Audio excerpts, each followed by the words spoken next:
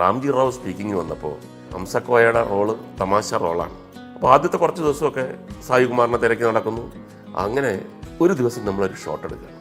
ഉർവശി തിയേറ്റേഴ്സിൽ മാമുക്കോയ ബാലകൃഷ്ണനെ കണ്ടുപിടിച്ച് അയാൾ പൈസ കൊടുക്കാമെന്ന് ഏറ്റതിന് ശേഷം നമ്മളെ എല്ലാവരെയും അത്ഭുതപ്പെടുത്തിക്കൊണ്ട് മാമുക്കോയ പറഞ്ഞു, ബാലകൃഷ്ണ ഇന്ന ദിവസം ഞാൻ വരുവടാ, എൻ്റെ കൂടെ ഈ ആൾക്കാരും കാണും. നിന്നെ തല്ലാനോ കൊല്ലാനോ ഉപദ്രവിക്കാനോ അല്ല ബാലകൃഷ്ണ, ഞാനിവിടെ വീണ് മയ്യത്താവും.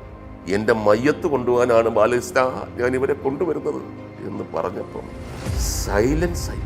സെറ്റിൽ സായികുമാർ, ഞാൻ, ഇന്നസെൻ്റ് ഏട്ടനും സിദ്ദിഖും ലാലും എല്ലാവരും ശരിക്കും ഒരു ഒരു വിങ്ങൽ വന്നു. ഈ മനുഷ്യൻ ഈ തമാശയൊക്കെ പറഞ്ഞുകൊണ്ടിരുന്ന ഒരാൾ ഒരു സെൻറ്റിമെൻ്റൽ ഡയലോഗ് പറഞ്ഞപ്പോൾ നിന്നവരും പോയവരും എല്ലാവരും കരഞ്ഞു എന്നുള്ളതാണ്. അതാണ് മാമുക്കോയെ സംബന്ധിച്ചിടത്തോളം പകരം വെക്കാനില്ലാത്ത ഒരാളായി മാറുന്നു.